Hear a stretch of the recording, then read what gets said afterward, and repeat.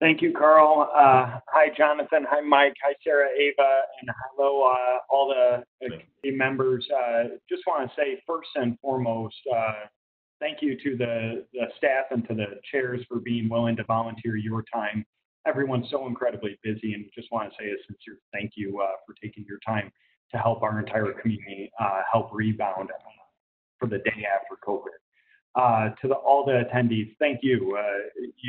We're hand selected because you all have different skill sets and represent different small business industries and have shown just your innovation and ingenuity over the last several years. And we believe that you'll help us rebound to ensure that we're a stronger community after COVID-19.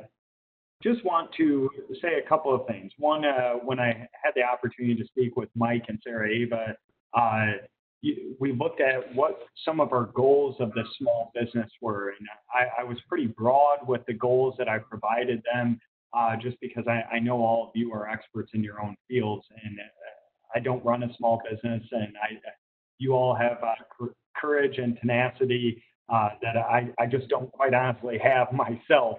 And I respect you too much to put all these very specific goals on you. But some of those goals are, number one, we want to make sure that our community and specifically our small businesses are put in the best position to ensure that we're getting as much state and federal relief dollars as possible. Second is, we know that we have so many amazing businesses out there. We want to be there as a support system for these existing small businesses. Our community, if you look back at the city of Rockford's history, we were built by individuals who had an unbelievable idea, but on top of that, they had tremendous work ethic and invested themselves into their businesses that helped build our community. And I know it's frequently said, but small businesses, really in Rockford, you are the backbone of our city. And we need to make sure that you are up and running even far better than you were prior to COVID-19. There's a couple of things, and I'm sure staff will go into them further, but there's a number of initiatives that we've done throughout this crisis just to get everyone up to speed on some of these. First, almost immediately, we worked with about 8 different financial institutions, as well as the county and the Rockford Local Development Corporation to bring together a $2 million emergency relief loan pool. Secondly, we then immediately went to deferring different fees that small businesses often need to pay. And those are liquor and tobacco fees and things similar to that. We've also deferred hotel tax and food and beverage tax. We've also suspended all water shutoffs and late penalties at this time. And then most recently, our team, Carl and Jonathan, helped develop a program utilizing some of the dollars that we're going to get from the CARES Act to provide a $1.3 million no-interest loan pool for small businesses. So we are trying to think as creatively as we possibly can here at the city, but we really want to make sure everyone, first and foremost, is made whole and can get up and running safely and responsibly and sustainably. But also, we don't want to just get to where we were, back in February. We were on, I think, a great trajectory, but that simply won't be good enough. We need to think about where we as a community want to be in the next 6 months, the next year, next 24 months, so that we are really flourishing and helping you all flourish. Because quite honestly, the city of Rockford won't do very well if our small businesses aren't doing exceptionally well. So just again, thank you so much for all of your time, all of your energy that you're going to put forward in this committee, and specifically a tremendous thank you to Mike and Sarah Ava for your time and your commitment to not only, Sarah, your small business, but also your commitment to the real benefit to all of our small businesses in our cities. So thank you both, and thank you, Carl and Jonathan, for all your hard work. Appreciate it. Thank you, Mayor. With that, Jonathan, if we'll move to the next slide, and we'll introduce the chairs of the Small Business Recovery Working Group that the mayor referred to, Sarah Ava Marchese and Mastriani.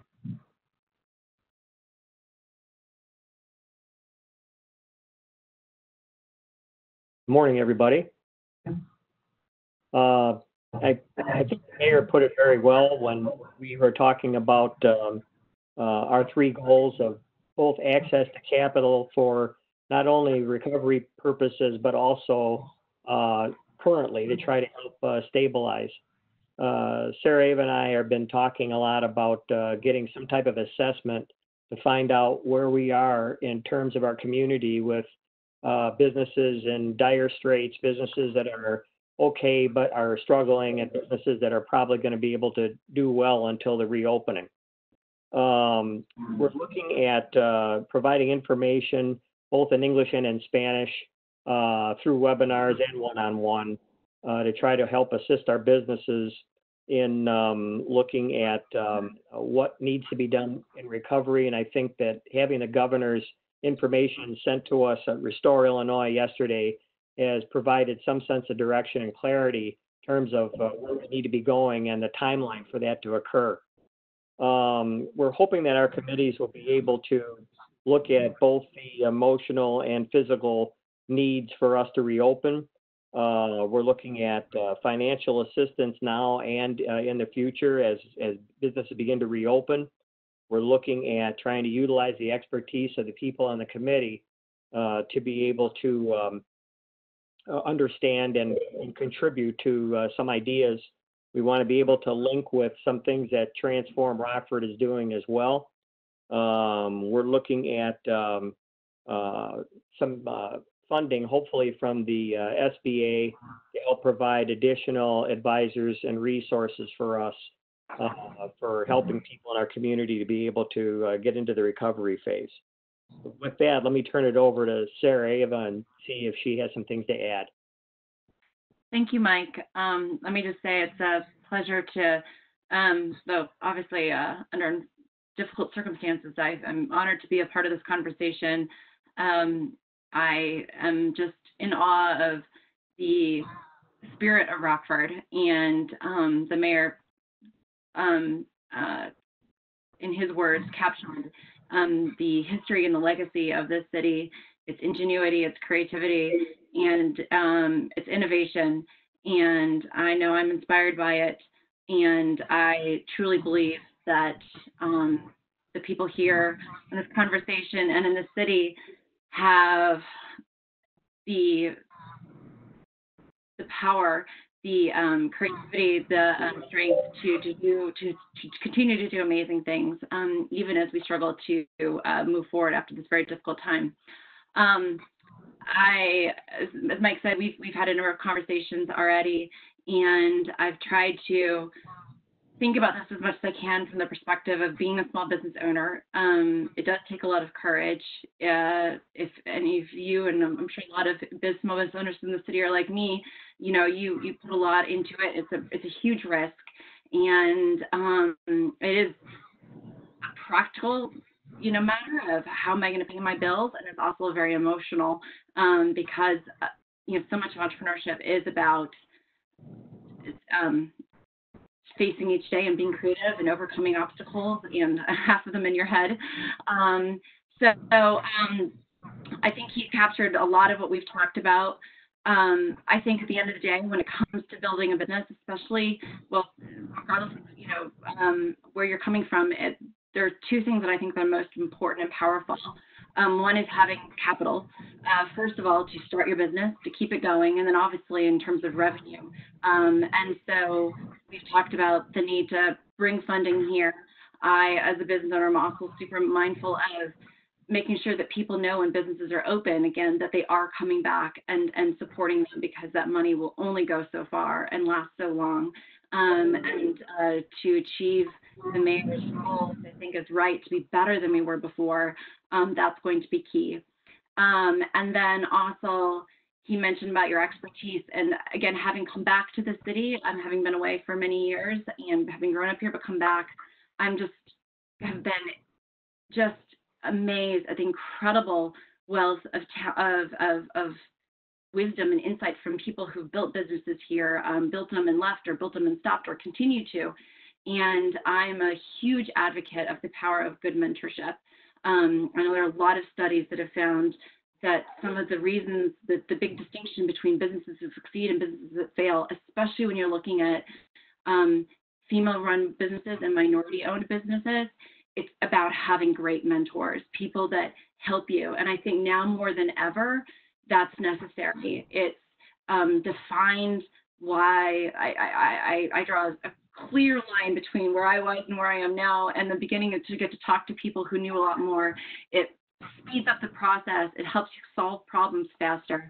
And so one thing that I hope that I come to the table hoping that we can make happen is to be sure that we're taking all of the amazing resources that Rockford has to offer small businesses in terms of its brain power and talent, and using that to work together to, like you said, not just survive, but to thrive on the end of this, because I truly believe that that's where Rockford is going. And that's all I have to say.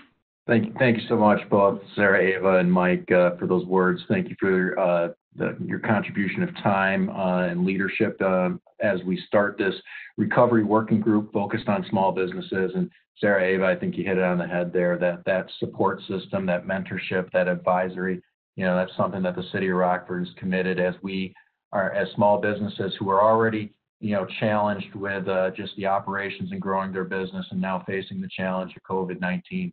We want to make sure that every single one of you feel that you have somebody who you can turn to for support, for answers. We can't make the decisions for you. You make the decisions, but we're committed to helping you get the resources and information that you need.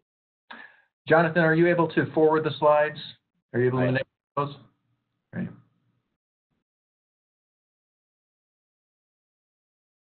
So I just want to first start off by saying thank you to Mayor Tom McNamara for his leadership and his administration and teams that he has assembled. I want to thank Mike and Sarah Ava, along with Carl, the phenomenal team that I get a chance to work with. As just hearing some of the comments, I had a story that I'm reminded of, and it started up in 2006 when I started a small business myself. I risked a lot of my own personal capital. I put a lot of time and energy and effort into just trying to ensure that the business does well. And in 2007, it did. I had a very successful year in 2007. I was in my infancy stage of my business, and I was really looking forward to things. And then 2008 happened. And if you can all recall, that was the time of the Great Recession. And a lot of businesses went through some very, very challenging times through that experience, mine included. And there were bailouts. There were bailouts for big manufacturing, financial institutions, a lot of big business, but a lot of the small businesses, they suffered. They suffered greatly, which is why I'm so proud to work with the administration, the current administration here in our city. They recognize that small business is the lifeline of a community.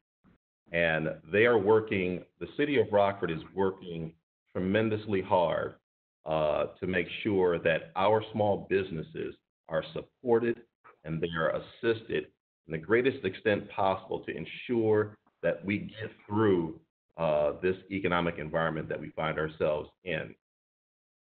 So the moment that the first stay-at-home order was issued and businesses had to shut their doors, we went right to work in identifying resources and funding opportunities that were going to assist small businesses. And that effort resulted in the COVID-19 business resource page, which can be found on the City of Rockford's website.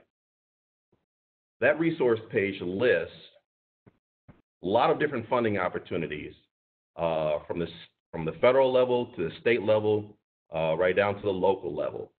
And those resources were made available to the public as soon as possible, so that our business community would feel like they have a place they can go to find the resources that they need to help their business to survive and get through this pandemic, this economic environment. And while everyone has heard about the PPP and a disaster recovery program, we are actively updating that resource page weekly. As new resources become available, as new opportunities emerge, we vet them out and we get them on our page to make sure that our small businesses have the best information available and it's accessible to them so they can take advantage of the opportunities to help their small business grow and thrive. And so I encourage everyone to continue to keep their eye on this page because it is updated weekly. Another funding opportunity that has recently emerged is going to provide more opportunity for some of our small businesses. And Carl here, he is the Director of Community and Economic Development, is going to share some of those ideas that this new funding opportunity will present. I'll turn it back over to Carl. Thank you, Jonathan. And I just wanted to say that I'm still learning the technology. So as there were glitches in getting the panelists on, and I don't know if the slides are moving or not, but I guess I can manipulate that as well. So, you know, what we wanted really the focus of this webinar, in addition to introducing the small business recovery team, is really digging in deep to the latest addition to that business resource guide, which, as Mayor McNamara teased, is a loan for microenterprises using our community development block grant dollars. Community development block grants are provided to the city from the federal government through the Department of Housing and Urban Development, and the city receives an annual allocation, which we use for a variety of purposes, including economic development. But the CARES Act allocated additional dollars specifically in the response to COVID-19. And so the cities will be receiving approximately $1.3 million. And as we looked and talked with community partners and really analyzed where the unmet needs were, we really listened to the businesses who were expressing frustration, not just with the overwhelming demand for the federal programs and the state programs, but with the inability to access them. The inability to meet the underwriting guidelines, or the inability because they didn't have an existing banking relationship and have a priority in that system. And you know, these are business owners who are they're living in Rockford. They're in our neighborhoods. They're working just as hard as everybody else, not just for the success of their businesses and their livelihood, but their employees, their customers, their community. And so, you know, we're pleased that this money is coming. That we're not going to be able to meet all of the demand with $1.3 million, but we want to get this money into microenterprises' hands as quickly as possible so that we can ensure sustainability through this crisis for as many as possible. So an overview of what the program is going to look like. It is a loan program with a 4-year term. That includes 12 months of deferred payments, so no payments over those 12 months. I will note on the bottom of the screen here, we will have quarterly reporting required, because even though you're not going to be making a payment, we still want to keep a pulse on how your business is doing, so that you know, if number one, if there's any other supports that we provide, but number two, just assess, you know, the pulse of your business as going through that deferment period. These are going to be 0% interest loans. We want to make these as simple as possible. And we're going to look at the impact that your business had related to COVID, at the lost revenue and at what your actual working capital costs are. But we'll be able to provide up to $15,000 for those working capital costs. And so those working capital costs, that's going to be your rent, payroll, if you're keeping individuals on payroll, utilities, all those types of things. What you're not going to be able to spend it on, you're not going to be able to do a build out or construction. We're not looking to expand businesses at this time. We're looking to sustain them. And so the application process will delve into that a little more. As I said that, there was something else I wanted to say, but hopefully it comes to me as we keep going on. In terms of the qualifications, understanding that we're going to have capacity for 60 to 70 loans, depending on how much we award. We wanted to make sure that we were tailoring this loan product to those that were being shut out of existing products, whether at the state, local, state, or federal level. Within the guidelines of the Community Development Block Grant Program regulations set by the federal government. And so a business that qualifies as a microenterprise and has 2 to 5 employees, which includes the owner, does not matter how you're incorporated. It could be a partnership, it could be an LLC. But if you meet those, you meet the first requirement. And then the owner has to meet low to moderate income thresholds. The whole goal of the Community Development Block Grant dollars, with everything we spend them on, is to benefit low to moderate income individuals and access to economic opportunity. And so the owner has to meet those thresholds, and I'll cover what those are in a little bit.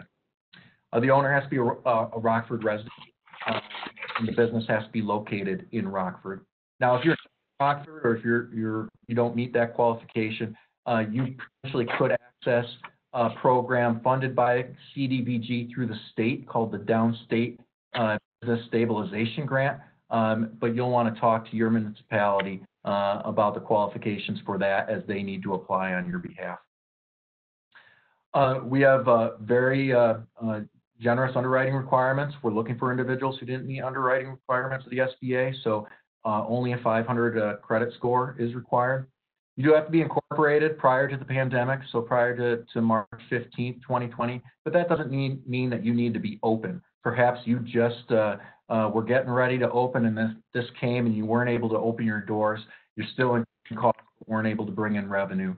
You would still qualify for this program.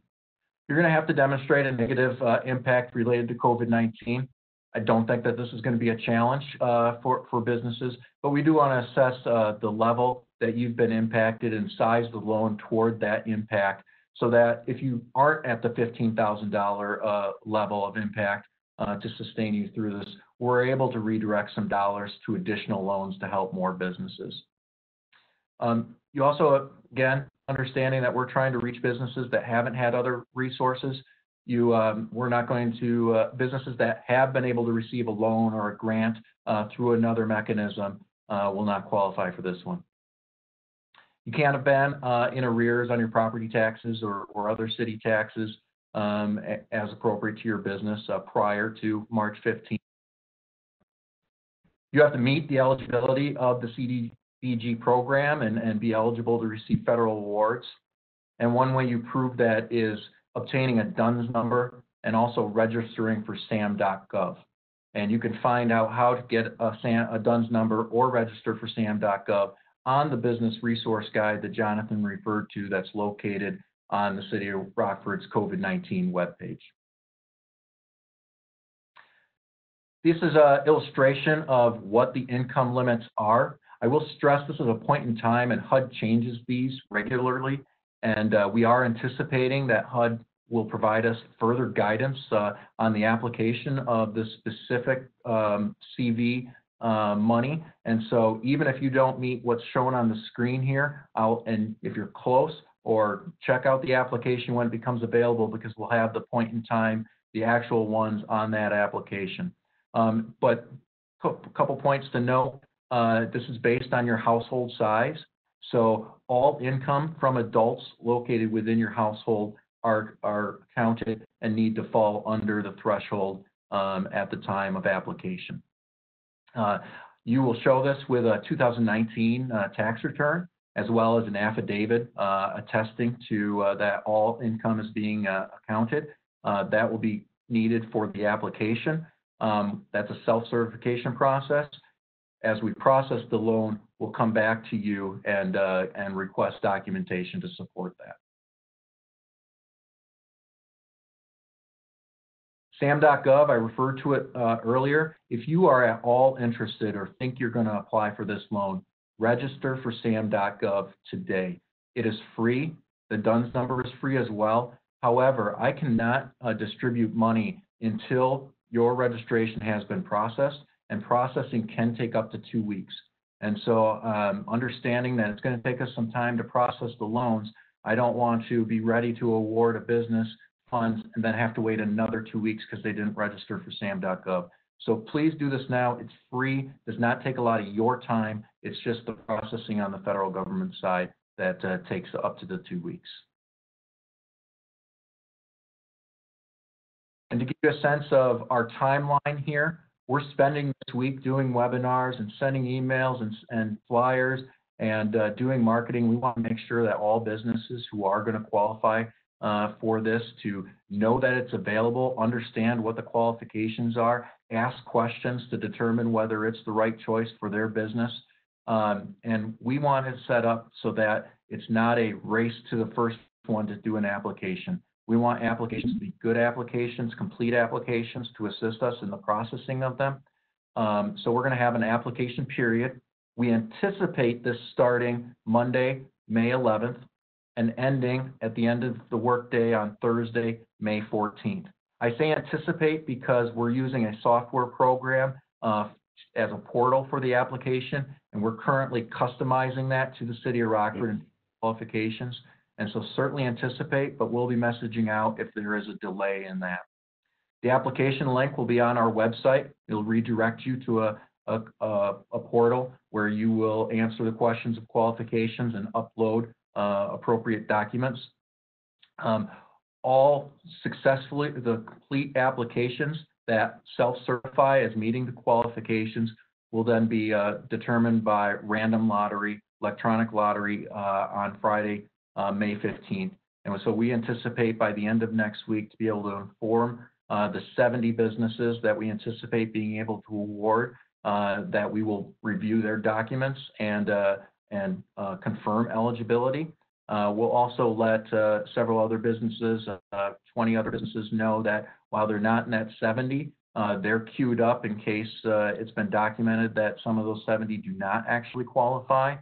And then we'll inform the rest that at this time, there's no funding opportunity. However, we do anticipate additional CDBG dollars from the CARES Act. We just, in the future, we just don't know what rules HUD is going to place on those dollars, the formula that they're going to be distributed to entitlement communities like Rockford, and when we receive those, what other needs we may have related to the response in COVID-19.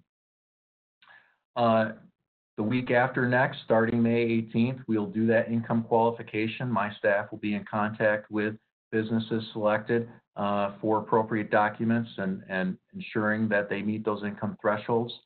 And then Jonathan and I will, once that's determined, Jonathan and I will work with businesses to do that COVID-19 impact underwriting to determine the size of the loan. And then we'll be able to sign a loan document and distribute those funds.